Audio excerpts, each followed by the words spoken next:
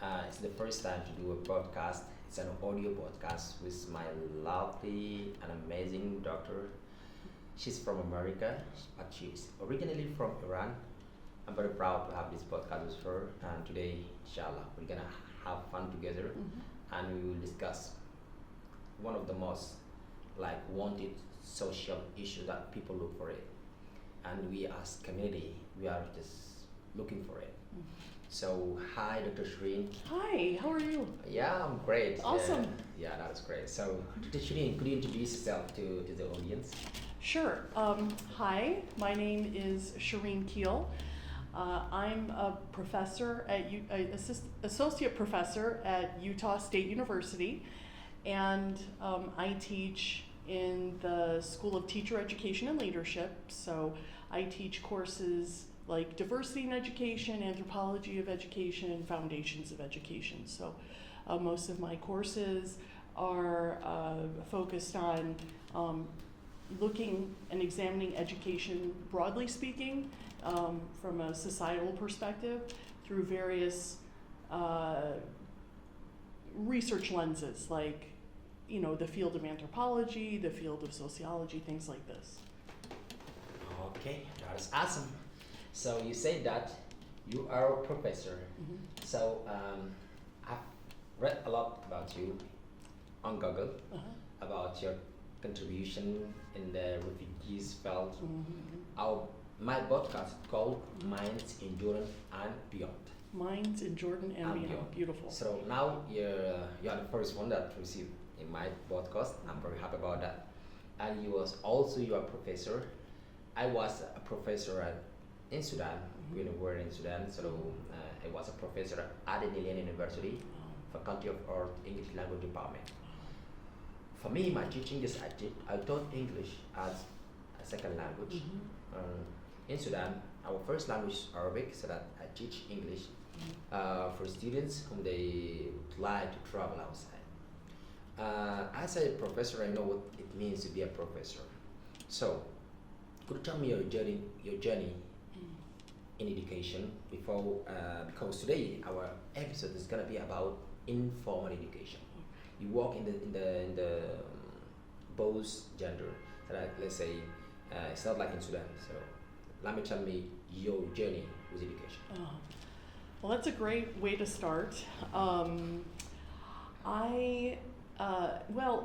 I have 4 college degrees. I have an undergraduate degree in communications from the University of Illinois, Chicago, and then I have a master's in education from the University of Montana. And then I moved to Arizona and got another master's in Middle East Studies. And then I got my PhD also at the University of Arizona in language, reading, and culture, so in education. So in my journey, I mean, when I graduated with my undergrad degree, it was 1997. And then when I got my PhD, it was 2014. So those are a lot of years.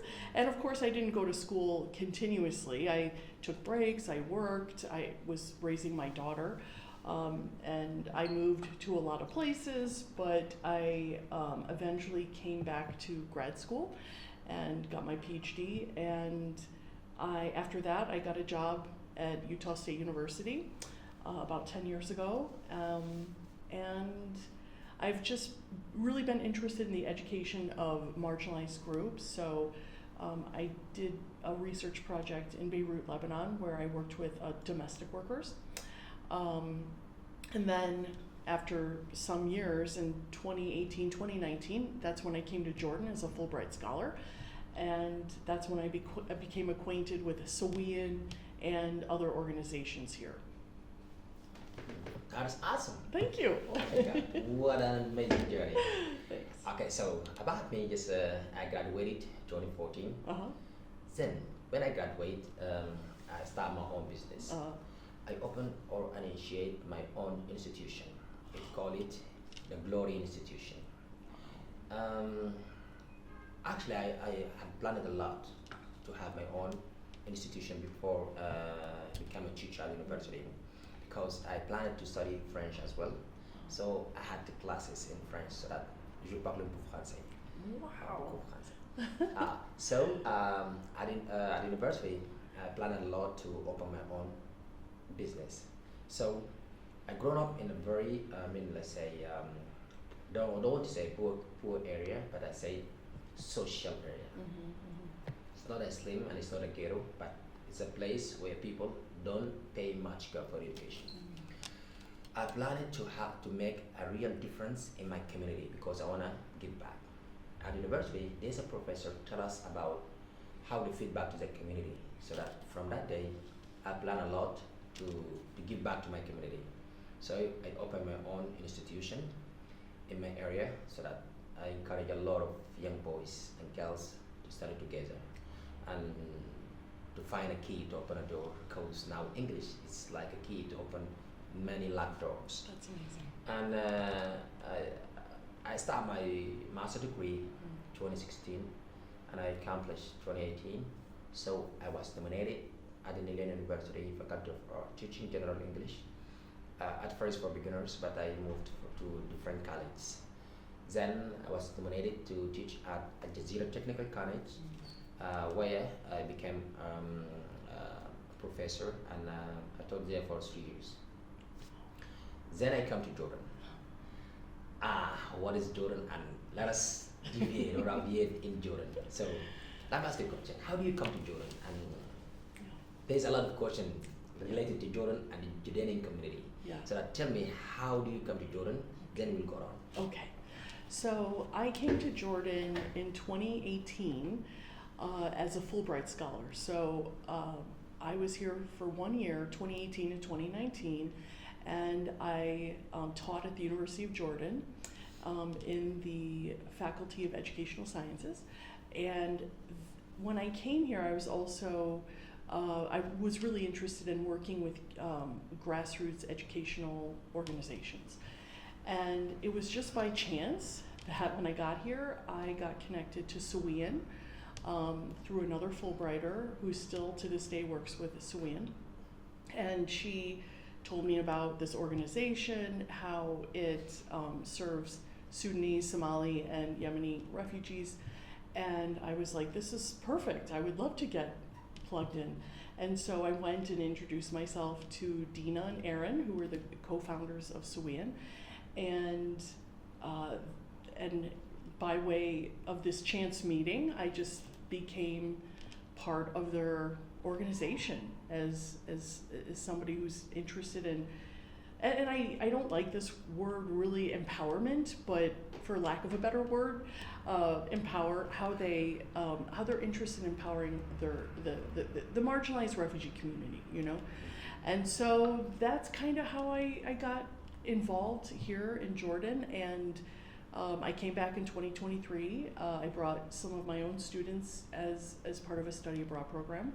And then I'm here now as part of a study abroad program. And I hope to continue to come back because I'm very invested in this community. And I really believe when an organization takes you under their wing and allows for, trusts you to contribute or learn from or just be a part of the community, it should continue. You shouldn't just stop, because you go back to the US. No, you should continue. So I'm on the board of directors for Suwian. I volunteer to teach there. I brought students to Suwian, my own USU students to Suwian to learn from you and your colleagues. And we can talk more about that in a moment. But if you could tell the audience how you came to Jordan, that would be really appreciated. Okay, that's great. So, coming to Jordan is not my choice. Right. I forced to come to Jordan. Yeah. Oh, just like technically, I forced to leave Sudan because of some political circumstances. I don't want to involve in it, but coming to Jordan, to me at first, I came to Jordan and I asked myself what I have to do. Okay, then a friend of mine introduced me to the Jesuit fathers manager. So the boss told me, Sadam, there's a teacher and he's about to leave who volunteered here with us teaching at the Jesuit Center informal English. So don't take it as a part-time jobs or as like a nonsense job. It's really help or enable those guys because to integrate in a certain country after resettlement is not an easy. You are open a door, you give them the weapon that they wanted when they travel. Exactly. So come and join us, and if you found yourself, it is convenient for you just to join us, it is okay. When I came here, I found just like people are more welcoming, even the place, and they give me the full freedom to choose the curriculums or the Wow. style or the policy I would love to. And even the students are awesome. Tend to become not the students, a second family. Yeah. So I start to put my plans to help them to have tips at least before travel, because most of them they resettle in America, Canada, Australia, or New Zealand, all those countries they speak English, and they need English. At first, it's not like what is in Sudan. In Sudan, I was a professor. I deal with people at whom they already have a background in English. Right. But here, I deal with people. Some of them they don't know how to speak Arabic either. So they're starting Yeah, from so scratch. from scratch. Ooh. Okay. It's a little bit challenging at first, Oh, but sure. of course, even me, I do not speak Jordanian accent. I speak Sudanese accent. Yeah, it's Arabic, but it's not like Jordanian accent. So that I get astonishing with Yemen, Iraq, which is the most difficult accent for me is Iraqi, and people from different countries enable me just like to be the person who am I today. I'm very happy to share this experience, but Jesuit Center give me opportunity to express myself or to find myself again. It's to me it's like a new chapter in my life, a chapter that where I was in Sudan and what am I now today, and what I will be in the future. Because now I'm not just only a university professor, but now I'm a teacher, teaching, not tutoring. Yeah. So telling me how education system in America looks like, and when you come to Jordan, what a culture shock in terms of education, which you found it most strange for you, and how do you deal with this? That's a great question.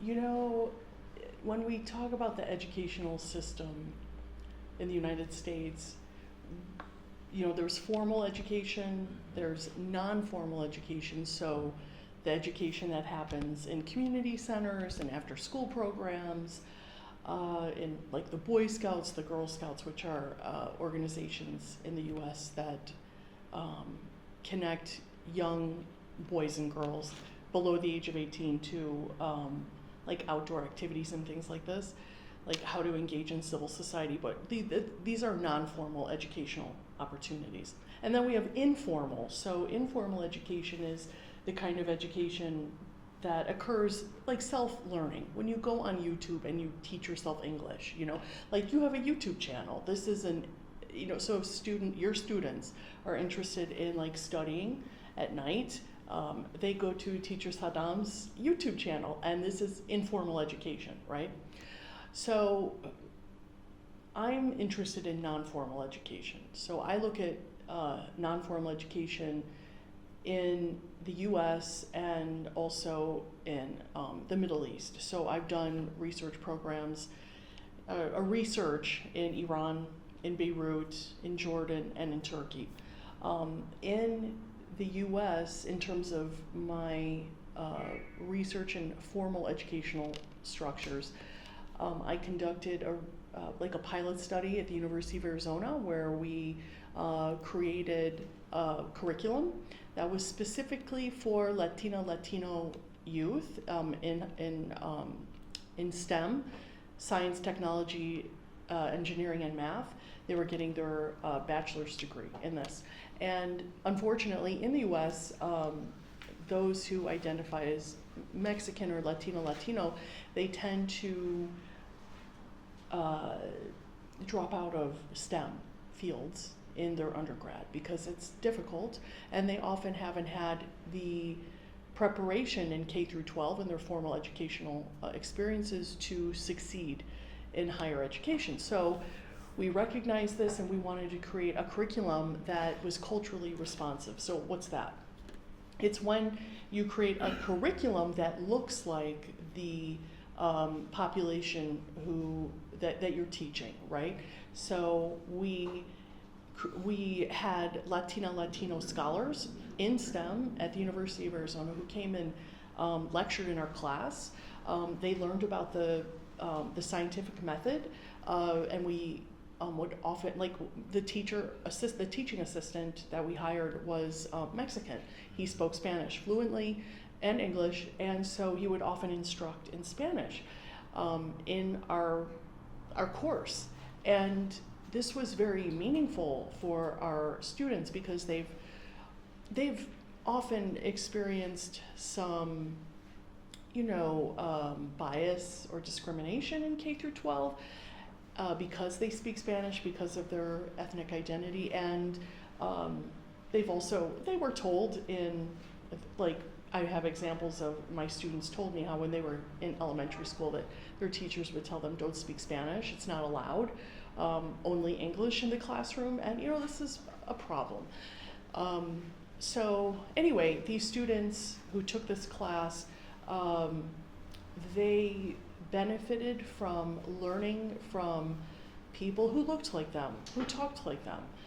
And the objective was for these students to be able to continue on and go to grad school. And many of them have.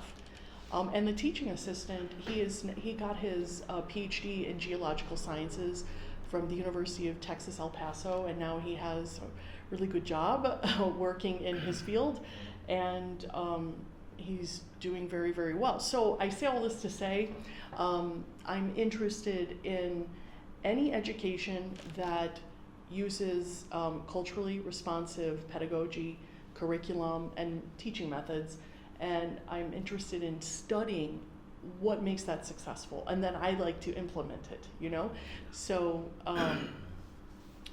so I'll stop there, and you go ahead and you can answer this question in terms of like when you came, because you came from Sudan, you came from that particular educational structure, you came here to Jordan. What was shocking to you from your perspective as like an outsider, and I put that in air quotes for those who are listening, and as someone who is an education expert, because in Sudan you were a professor. Okay, so coming to Jordan, as I told you, it's really shocking. Yeah. Okay, because in Sudan I did most of my students are Sudanese. Yeah. Okay, so here they're not like say are really students. So they came here. Not all of them they come to study, or because they're in lack of language, so that they come to study. No, some of them they come for time pass, to spend time, because refugees life is not an easy, so that they come to release, or meeting people, making connection, and that. So how to convince them to study? How to tell them this language is like a weapon when you travel. It will help you and enable you to integrate and to be faster, let's say, givers to the community. Because as you know, refugees, the stereotype about refugee and refugees' life, that's they're takers, not givers. Right. They not contribute much in the community.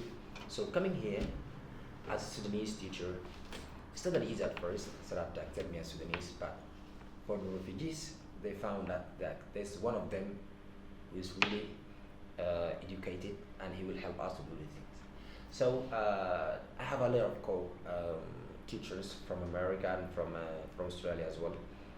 They taught with me here in the Jesuit Center, but I create a harmony between me and them. Yeah, I'm a refugee too, so that as I came here and I'm in Jordan, English opened me a door to work. You can imagine when you travel outside and you are a refugee and you have a language. Let's say a lot of them, when they travel, they think that when they travel they will learn the language easily. So I try to convince them. So here you are waiting. You're waiting many years. So why you don't use these years to learn a language which you're not using here, but you're gonna use it there. Yeah. At first it's difficult to adjust this idea, but with the time I found them this like they get encouraged, and I encourage them a lot. The problem that I have faced is that the curriculum, which is headway or headster that have been used, is not designed exactly for the refugees' life or the way they live.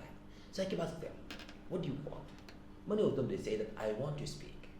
I want to listen well, so that to understand what they are talking to and how to respond. Okay, then this will help me to integrate in the third country. So I start to set my own curriculum. Here, because I'm a refugee here, I can't cite my book, but I made my own book, Wow. which is suit them in terms of listening, speaking, communications, or everything. And even from Sweden, there's a book from Sweden. I get some, like classes from Sweden book, because Sweden they cite their books, but I can't because it's an informal language. I negotiate with the fathers here so that this is my book, and they said it's amazing, but you can't cite it here. In Sudan, I used to cite my own book even among my students, but here I cite a book in a very professional way, and even the diversity helped me to be more creative. Because now I'm not dealing with Sudanese, because I know the Sudanese mentality, but to understand the Iraqi, Yemeni, and Syrian mentality is not that easy, because all of them to me is new. Yeah. And even my accent at first is a very big problem. So the idea of opening a channel is to encourage language or to study a pedagogy, so that to study at home. Some of them, or most of them, they come through a very financial problem, so that they can't even take the transportation. And here we are not providing transportation. The Jesuit fathers provide a free study with tea, coffee, whatever, so that you are welcoming, but they're not providing a transportation. Right. Some of them they wish or they want to come, but they live far away, so that taking a taxi it costs them a lot of money.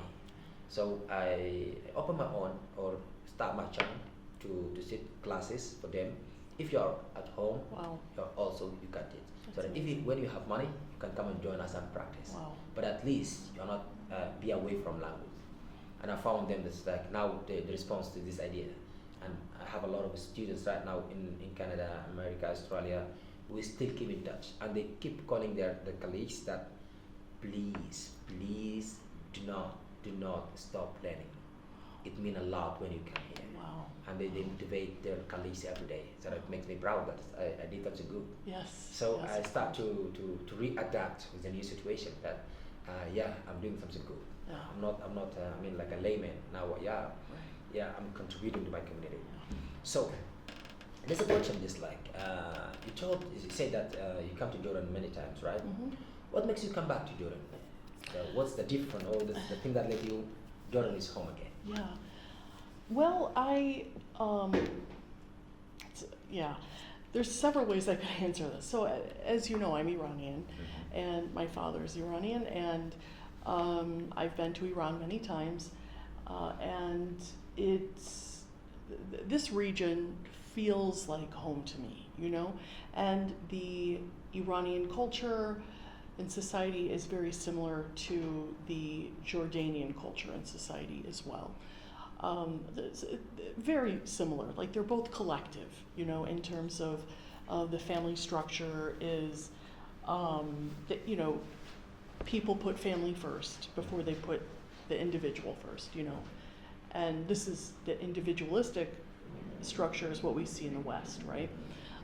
So this is one reason why I come back, is it very much resonates with my heart, and I've also, after these many times coming back, I've created strong bonds to the community, to the Sudanese community, to the Somali community, to the Yemeni community, and it's very special to me. I absolutely love the people I get to work with. I get to work with people at Sawian and here at JRS and at Amala. I've been working closely with like Abdul Hamid and I've been observing his classes, and I've learned so much watching him, and that this community has been so open to me coming and teaching and learning from the community, which I use in my own classes at USU. It's so meaningful. It is so meaningful and empowering and transformative for my students. So another reason why I keep coming back is because of my study abroad programs. So I created a study abroad program in 2023, and I brought 14 USU students to come to Jordan and to learn about what community community education looks like in refugee settings, right? Where the refugees are the community leaders. They define what education looks like. They set the goals. They set the standards, right? Not people from the outside. So it's important for my students at USU to be able to differentiate between what like a Western model of education looks like here in Jordan and what a refugee-led education looks like here. And they're profoundly different, you know, in my opinion. And if you were to ask, and you could ask your Sunnis, you're a community leader, you're an education expert, so you yourself know, like, when the educational initiatives are driven by the needs and the wants of the Sunni, Somali, Yemeni community, you're going to reach your goals faster, right? And it's important for my students to see this, and they came here in 2025, and they saw the profound impact that refugee community leaders make here in Amman, and they were blown away. And I think I've told you this. I mean, I teach about Suwan in all my classes, you know, and they hear about Ricky, they hear about Hassan, and you know, they've heard about Dina and Aaron, and then they read their work, and then they come here and they meet these people, and they're just like, wow, it's really interesting for them to read about the transformative education here, and then to actually see it in action is so powerful. So that's what keeps me coming back. It's the community, it's the love, it's Sawian, it's the teachers like yourself. This is what keeps me coming back. Yeah. And what about, well, I would say, well, what makes you come back to Jordan? But that's a silly question. But yeah. How would you, I guess the way I could, if I may, reframe that question for you is, you know, you work with a lot of educators from like the West and foreigners, and you said yourself that you have trained foreign educators, you know? So my question to you is, as you've been working with these outsiders who are coming here to learn how to be teachers, what's it been like for you to engage in this teaching endeavor, because you're teaching teachers how to teach, and can you give an example of when a student like called you up and they were like, oh, Teacher Sadam, I got to implement, you know, the pedagogy you taught us, or something like this? Do you have an example? Okay, so I'll just say it. So let me go first. So how I found Jordan and as a teacher. So you know this. Many of refugees that they used to come here to study, they hate school when they were in their countries. And I've been told that at school is not only to enlighten their minds. School for them is a place where they will help me to have a degree to be an employee. With me, they have been told that just to be an employee is not supposed to be like the top goal, not the priority, for example. So, being yourself, to enlarge your mind. Education is something that you will use for granted. It's not like for today or tomorrow, we just like to get a job. Okay? Now, my challenge was how to let them get out of their house. Most of refugees, they feel depressed and stressed. Staying at home is not that easy for them. Most of them, they got the jobs when they were in the country. But nowadays, they are jobless. Staying all day at home, let them feel suffocated. Yeah. So first, I have to let them get out. Although it sometimes costs them money.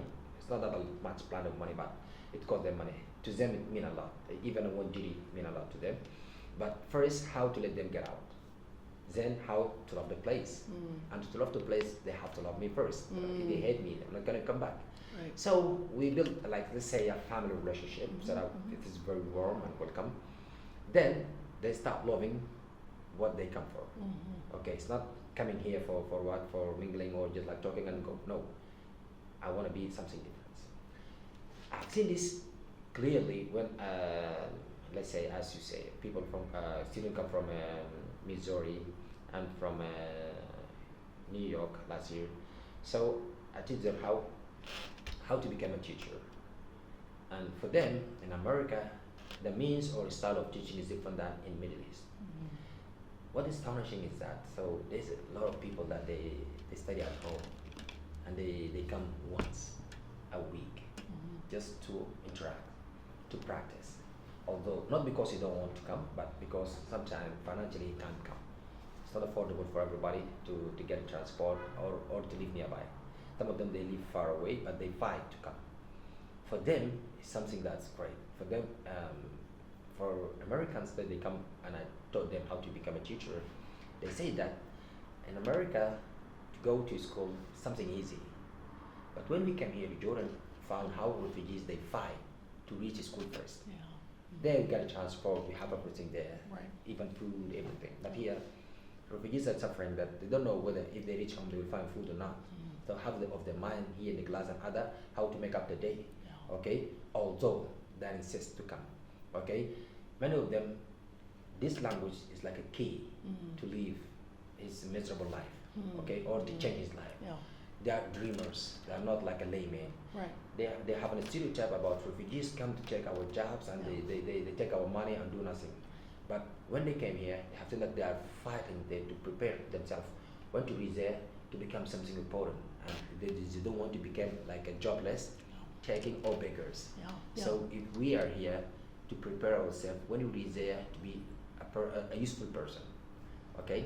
So this perspective, so, I have Connor and Gabriel, so that they're from America, from Missouri. Now they are going to college. The previous year we have Gaz and Anthony and Mark. All of them they call me so that our experience in Jordan helped a lot to change our mentality about Middle East and about Middle East people. And it's not as what we thought. We changed this stereotype. And when we came back, we spread a new stereotype about Middle East people and about refugees. Yeah. It's not only about those whom they come to destroy our country, no. Right. We changed our mind. They didn't hate us, okay? Because what we come, we thought that they hate us as an American or as a Westerns. But when we reach here, no, they didn't hate us. They welcome us, okay? They invite us to their house and they make a very special day when we are leaving. And we saw that they're really sad to leave them. Also, we spent only 3 weeks, okay? So to us, it meant a lot. Until now, they keep in touch with me and with the students. When they get a time, because of the time, it's not the same balance, so that sometimes they work until 6 a.m. to call, we have a video call to motivate you and encourage them, okay? Wow. Yeah, we are here waiting you, so that work hard, so to go forever. And this it helped me a lot too. Yeah. It keeps me resisting this. Yeah. I'm doing good things, okay? Many times when you wake up hopeless, nothing to do, but the idea that I'm building someone's future or a life give me an energy to come and to continue. Yeah. So for you, the idea of hating school, is it the same in America? Because as in the teacher panel with you and with the students, some of them they said even when we were kids, we hate school. Some of them they said that we do not hate school, but we hate a teacher so that this teacher let us hate school. Yeah. So how in your time and as a teacher and as a student? Oh, that's Is it the same? So that's a cool question, and I would like to answer it from a personal perspective. Okay. So there was a time when I was very young where I hated school because I was in first grade, and this was during the Iranian hostage crisis, 1978-79, when things started to really fall apart politically in Iran, and it was in the news quite a bit. And then the hostage crisis, where hostages were taken at the American embassy in Iran, and it just caused a lot of disruption in my family's daily life. I mean, it was profound how pervasive the racism was that we experienced, and it found its way into my classroom, where my teacher, and I mean, I don't have proof that she disliked me because I was Iranian, but One could surmise because it happened in the same time period, because my teacher before that was great and she was very kind, what have you, but then the Iranian hostage crisis happened and blah, blah, blah. Anyway, this teacher would literally take my desk and push it against the wall, so all I could see was the wall. I was like facing the wall all day. Yeah, and I remember distinctly going up to her desk and asking her how to do a math problem, and she refused to help me. She just refused. And so I pretty much went through that whole year staring at the wall with my desk turned to the wall. And this teacher was neglectful, and when other students like picked on me, she did nothing to stop it. And my sister had the same experience in the same school, and then my parents, and of course I hated school, I hated my teacher, for good reason. It was not a loving environment. She did nothing to create trust with me or a relationship with me. She did the opposite.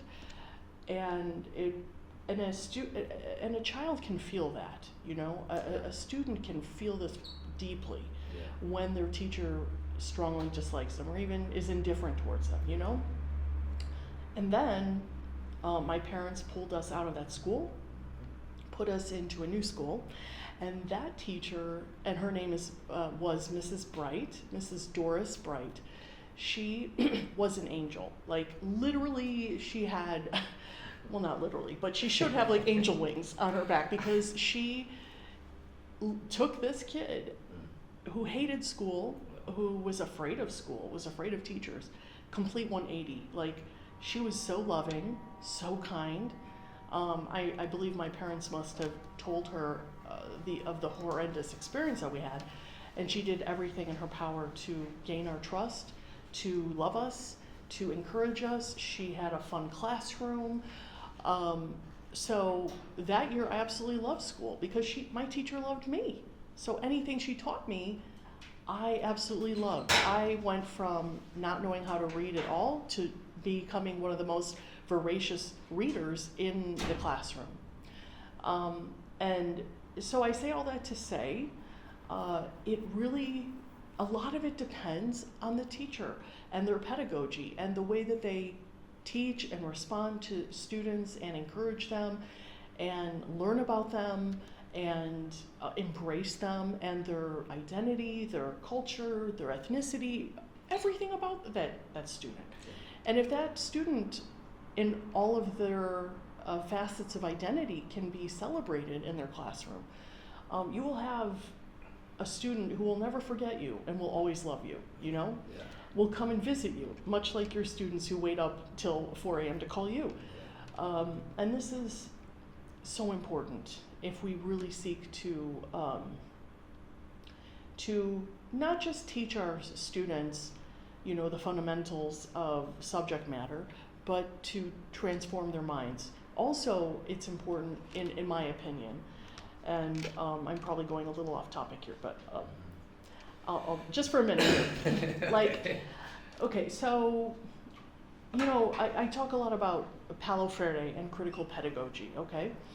And the whole point of Freirean pedagogy is to get our students to evaluate the world around them through a lens of understanding that disparity exists, inequality exists, inequity exists, and they need, if we can teach them that this happens, that they themselves can be change makers and be the change they want to see in the world, you know? And this is something that is very important to me, and as a university professor, I try to instill in my students. But the only way, like you just said, the only way to do that is you have to have your students buy into you as a person before they can buy into what you're teaching them. And I teach, you know, some topics that are not always fun to teach, like diversity in education and, you know, American history and the, the terrible things that have happened in American history, like Native American history, like what's happened to them since, you know, the beginning of the American narrative, if you will. And it's difficult to teach because some students, even in college, had not been exposed to the truth about history in the United States. And so when you have to present this material, it has to be done in a way that is compassionate, because when you're teaching something that's jarring to their reality, it can create some kind of like cognitive dissonance, okay? And you have to, as an educator, help them work through it. And it can be difficult as a professor, and it can be difficult as a student when you've never been exposed. So I say all this to say, from a personal perspective, that you're, as a student, I've had teachers I absolutely loved and teachers I absolutely did not like because they didn't like me. They didn't support me, they didn't nurture me. Or they just straight up didn't like me and didn't try to hide it. So, and unfortunately, those teachers exist too. Thankfully, in my experience, in a teacher preparation program, most of my students have been very invested in being the kind of educator that loves all their students and wants to learn about their students and wants to celebrate their religious, their religiosity, their ethnic identity, their cultural practices in ways that are meaningful, not just surface level, like, and that's awesome. I'm very, very fortunate that the majority of my students have been eager to learn in a way that is culturally responsive, transformative, and nurturing to their students. Yeah, so the same question to you. And my students, when they heard you answer this in the teacher panel, they journaled about your answer, and they were really taken by your response. So let's hear it for the world to learn from you. Okay. So indeed, let's say, you took me back to university, 2010. There's a professor, he called it Jamila. Jamila. Beautiful. Yeah, beautiful, yeah. So that she is originally, her father is Sudanese, but he traveled and he moved to London, the UK, and he's married to a British woman. So he called her for her mom, Jamila. She stayed with us for 2 years. Most of the amazing 2 years I had ever heard in my life. Wow. She changed us, okay? What I've learned from that professor is that acceptance and respect bring people together, okay? How to accept you, like, let's say, liking each other. In Sudan, we have tribalism. Yeah. And when I came to Jordan, there's ethnicity. Every ethnic group, they label. So how to let's say, bring those people together. Okay, I brought Iraqis and Sudanese, Somalis, Yemenians, Syrian, Egyptian as well, and Jordanian and Palestine together. Yeah. They became friends. They asked about each other. As you know that here, when I come to Jordan, there's something different than Sudan. People there are so socialized, too socialized. Here, people are reserved. Nobody have anything for others.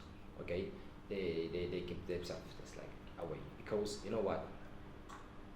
This thing is called xenophobia. Yeah. That they're afraid of strangers. So I brought this taboo. Okay, we are all same. Black, yellow, white, whatever you are, we are human. Here in this class is, let's say, a home, a family. Yeah. Okay, so they start to like the place. Yeah. Okay, and they start liking me. Yeah. So I'm a Sudanese. I'm not white, but they like me. I have a lot of regarding my religion. So I'm Muslim, teaching at the Jesuit Center or the church. So people ask me, Sadam, just like, are you trying to become a Christian? No, I'm not a Christian, but I have nothing with Christianity. Okay, I have nothing with Christian people. Yeah. They're human at least. Okay, and they're my friends. Even in Sudan, one of my best friend, his name is Jitu Charles. call it Pollo, Charles Pollo. But Uh-huh. because they call him for his grandfather, we call him Jiddu, yeah, the grandpa. Uh-huh. Chittu. He's a Christian. So we deal with each other away from religion. Yeah, so he used to stay at home, okay, to talk, to pray, to speak, okay, together, so that here everybody feel happy about what we are doing here. So as I said, to love you first is brilliant because in Sudan there's a brutality. I hate school. Yeah, yeah, yeah. I hate school, really, because the way they treated us, it is a very tough way. Okay, it's not like a school; it's like a prison. Right. Okay, Right. it's not a school; it's a prison. Right. Nobody want to go to school. The day that we have off or holiday, it is like a heaven. Wow. Okay, when the home bells ring, everybody run from the school as if they're running from what? From a disaster. Wow. Really. So if you see a teacher in the school, like in the street, you change the street. Wow. Even though if you are in a mosque praying and the teacher pray next to you, oh my God, you will cry. Really, because you can't pray. We are afraid of teacher. We do not respect them. We are afraid. Yeah. Right. So we hate school. We hate teacher. We hate everything. Mhm. Now we change our mind. And when I became a teacher, no, even at the university, all my students, they love me. They come very happy. The day that they have a class with me, they come very happy. Nice. Even the class is well organized. People, we did it in a different way. Because this is what I have experienced. Because I had many of my, let's say, teachers. And finally I found a teacher who let me come in and love school or university. Call it Jamila. Till now, we keep in touch. Wow. That's Most of her students, that she said that I have taught for, let's say, many countries, but I never ever forget Sudanese student. yeah. When I was in university, she called me the prince. So that she called me, "You are my little prince." She gave me a real motivation. So that I start acting like a prince, so that I feel myself, yeah, I'm the prince. So that with my student, to me, are kings, not only prince. Yeah. So that I look care of them. I take care of them in a very, special way. Yeah. So I visit them and they pay me a visit because here I don't have families here. So that I say I'm not going to just integrate with Sudanese community just. So there's Iraqi community, Syrians. I have a lot of Syrian and Iraqis, Somali, Yemeni. They ask about me and they become my friend. Yeah. Okay, whether they older than me or younger than me, Mhm. we are friends. So this way, they love to Yeah. study. Yeah. And I have heard that many students told me, "Teacher, before you, I hate school and I hate to study, but now I like it." So that this makes me proud, Yeah. and I want to continue of what I'm doing. Yeah. So when I'm here in the teaching part, I started teaching. Some of students say that, yeah, even in America, I hate school. It comes to my mind, my friend, Ustaz Sharif. I call him Ustaz Sharif. And Mandela. Those are two close friends to me here in Jordan. And there's Ricky and other people, okay? But Sharif and Mandela always with me. So Sharif asked me, Sadam, what's the difference between, a student come from America and here, in terms of critical thinking, speaking, how wild they are, and even the younger student, he comes with a perspective, and he can think critically. Why we don't have this in our community? And he kept asking the difference between to grow up in a very rich country or a poor country, in terms of what, or curriculums, professional teachers, school environment, all those things shared together. And even the motivation. What motivates you to go to school? And even family play a great role here, so that if you have an educated mom, she will reflect the value of education. But if you have illiterate mom, barely you can understand what education is. Yeah. And why you got to go to school. I have a lot of my friends, they left school and go to the market to become traders because they think that school is a method of wasting time. For the parents, bring money is much important than education. Yeah. When you grow up, you can't work for the rest of your life in construction or hard work because even sometimes we have body cold. And here it comes a concept, I call it a human touch. A human touch is when you change people's perspective, when you add your own touch on a subject or materials, so they start to like it. So nowadays, when I told my students that Dr. Shuri reviews us, they're very happy. Okay, so that most of them, they're, let's say like Isra and all those, they're sick, or they come, Yeah. and they come from far away. And Wow. as you say, Hadia, she come, let's say 2 hours Mm. by bus to reach here. Wow. Okay, I have students, they live in Irving, Yeah. 3 hours coming here. Okay, and they come twice a week. Wow. It's not that easy. And I start even online teaching, so that for those far away. You know what? Sometimes I learn. They taught me a lot. My student taught me a lot how to become a person first. Mm. So because of the differences and all this kind of information about the school and students, in terms of behavior, what the difference that you have observed here? So like the student in America, whether in a university or in high school, and a refugees community in terms of teaching or learning. What is the huge difference you have observed here? I think, well, there's similarities and there's differences, and I'll start with the similarities first because the students I work with in the U.S. And I want to speak just from like my experience, right? Okay. Like what in my classrooms, my students, they're paying money to go to college, so they are motivated to show up, and they're motivated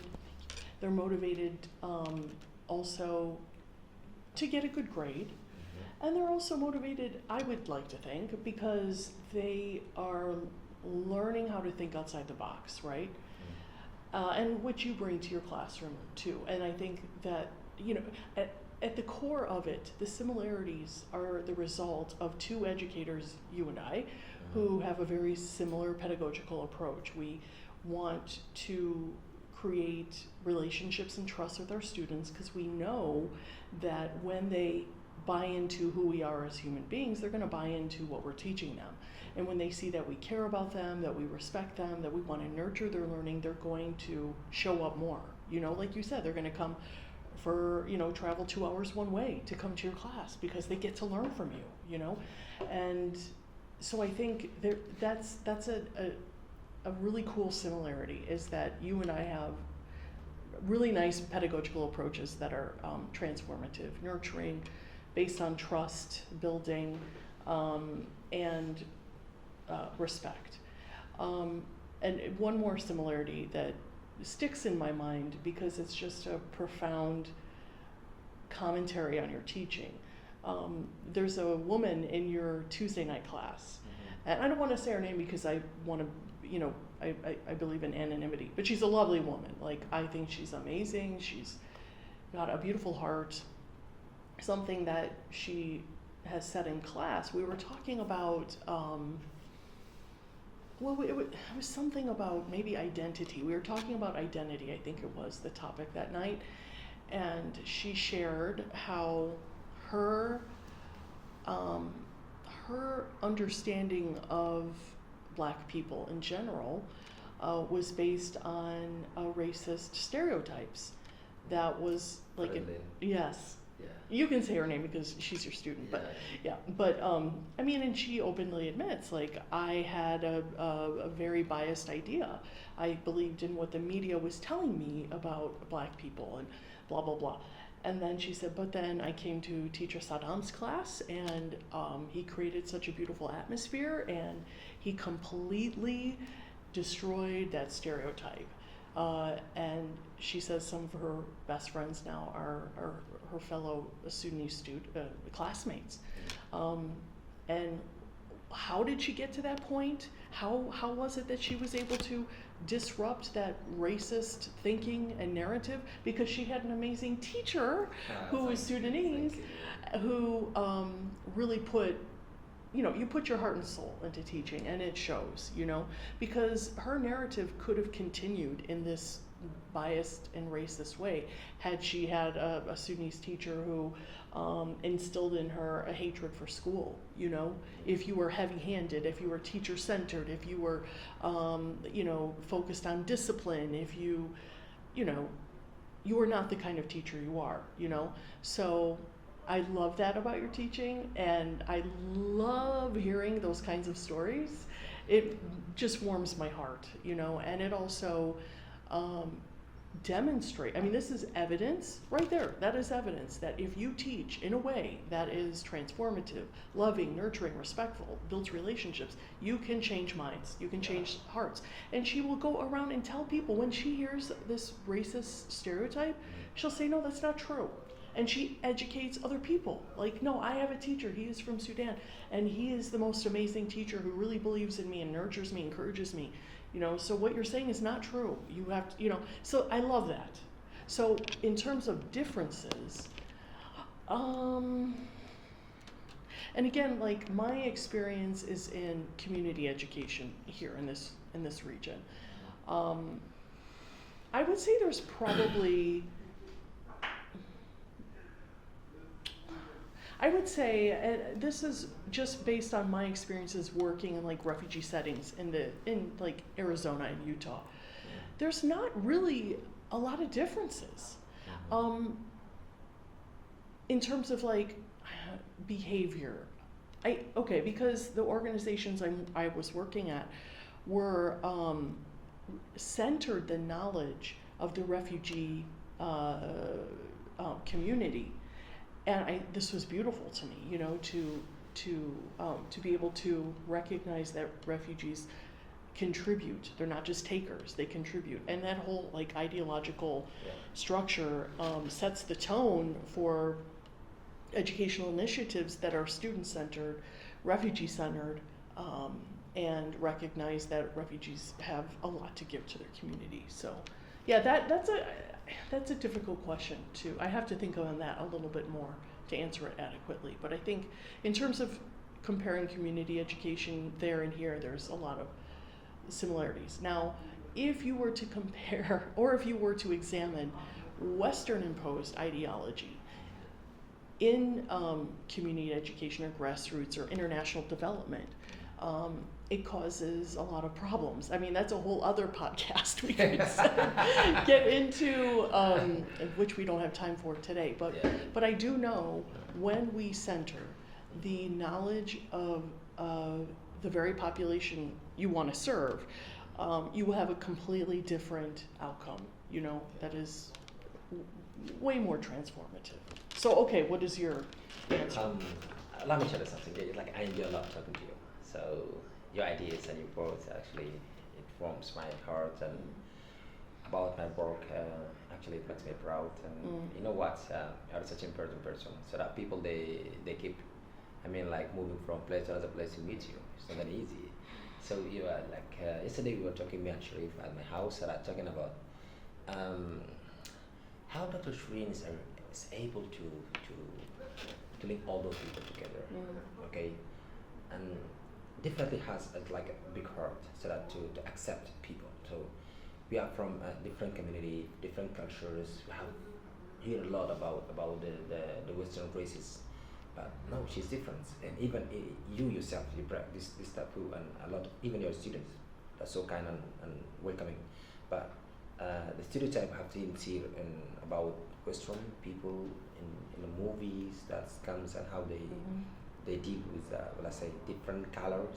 It's not here. So even when I go back to my country, I will carry stories or memories about you guys. Let's say people come from the West. It's not like what we know about or read about them. In Sudan, I don't want to say they hate people from the West, but they have an idea that Western people, they hate us. Okay? That's not true. And as you say that when that girl from Philippines, she said they have a stereotype. All black people are dangerous, and if you deal with them, they will kill you. Dealing with us, say that it changed her mind, and I became a close friend to her. Okay, so me and Sharif and Fredlin, she became like she's even a part of my family right now. She come to my house, we get together. She see my wife, and we stay a long time together. And she said that Sadam, if I never met you, okay, I would never ever think that black people are normal people like us. Yeah, what they have seen in the social media, in the movies, that dealing with black people, that mean that you put your life in a threat. Okay, and now she changed her mind, and that's what I like it. Even for a lot of Iraqis and Arab guys, I brought the stereotype. A lot of Syrians they ask me, Saddam, do you think in Sudan there's a cars? Okay, there's schools, people they study. Where did you study English? Have you been to America, to Canada? I said, yeah, I studied in Sudan. So that they didn't believe that in Sudan there's schools. Jeez. Even they didn't have phones. Yeah. So I started laughing. Okay? I didn't just like my reaction is not like that aggressive one that why you say this and we no, Yeah. I changed their mind Mm-hmm. gradually Mhm. because nobody can change his mind between their life, even though if I speak. But they have seen a lot. I download a lot of pictures and videos about Sudan and Sudanese and how they deal with each other. Like there's a Syrian who lives in Sudan. He paid me a visit one day. He saw me in the street speaking with Sudanese, and he get out of his house and okay, how do you Sudanese? I welcome, and he greeted us in a very good way. Wow. And I invited him to come here one day to attend my class. He came and he changed their mentality or stereotype about Sudan and Sudanese. As right now, even I'm an African, but I know nothing about Africa because the curriculum policy is to study about Arab culture, Arab country, a Muslim zone.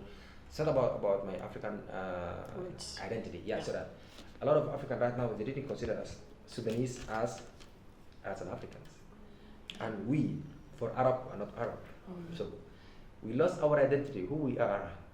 Do we think that we belong to Arab community or we belong to African community? So I come to believe that okay, we are Sudanese, no matter how about ethnicity. I don't want to focus on something that bring us differences. I want something that together us. If we look for a reason that to divide us, we will find it. And if we look for a reason to gather us, we will find it. So why we bring troubles and problems? For that, I know it's like now it's an hour together. It runs fast without even like, Trying. Yeah. So there's a lot of Yeah. things missing. Yeah, but can I say two things based on what you said? Yeah.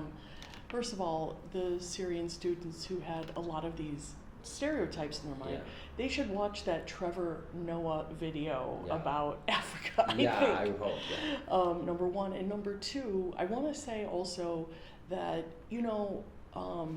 it takes a lot of courage on your part to put yourself out there, to be judged by these, individuals, whether they're from the Philippines or Syria or whatever, to be on this mission to disrupt stereotypes.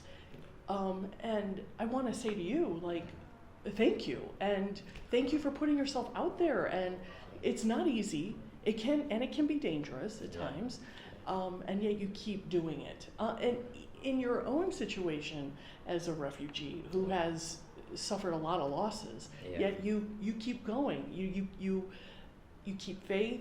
You're positive. You encourage others. You're full of amazing ideas. A person like me, or like a Western person, not me, but a Western person might look at you and say, you come from lack, right? But the truth of the matter is, no, you come from a lot of wisdom, a lot of knowledge, a lot of intellect,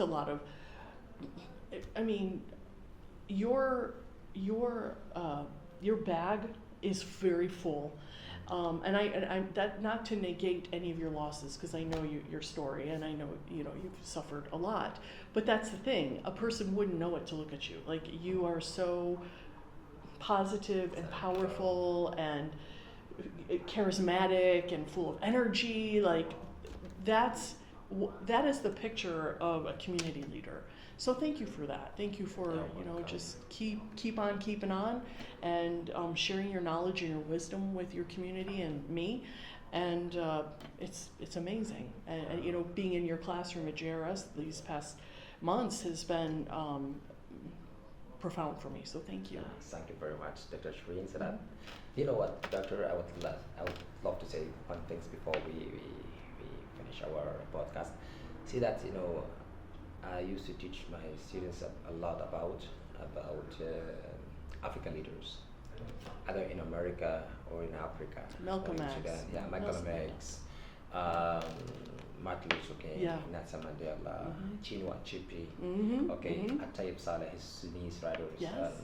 Even I introduced them a lot of Sudanese writers, and we also here we contribute to our language, to our culture, and even Americans and African leaders, Tom Sinclair. I told them a lot. So I think now they change their mentality about Africans, and even we share pictures from different countries, and even I told them that I know a lot about your continent, you're Asians, but for Arab they're not Asian, they are from Middle East. Yeah. Okay, when you hear the word Asia, it comes to your mind India, China, Japan, the Far East, Yeah, not Far like East, Middle East. mhm. So to me, just like to be among this community, it makes me a different person. I thought actually it's a new chapter in my life. It's not Sudan, Saddam that we use in Sudan. I'm in use Saddam nowadays, and I will be different inshallah in the coming days. Dr. Shring, it was awesome and amazing, and Thank you. like I don't know how to express. It's like the best speech I had so far, Thank and you. I like it so much, and I will Thank share you. this as much as I can. I'm sure that in the other part of the world, people they're waiting us to hear from you and your ideas, and inshallah, those things will change a lot. How do you want to say something? I want to say to the people of Sudan, who Yeah. your colleagues and your friends who may listen to this, Yeah. thank you for supporting Saddam. Thank you for listening, and I love Sudan. I Yeah. love the people of Sudan, We love you and as well. I'm just honored to be a part of your revolution and your teaching journey. And as you continue, thank you for allowing me to be a part of it. And even Thank you, you. thank you very much.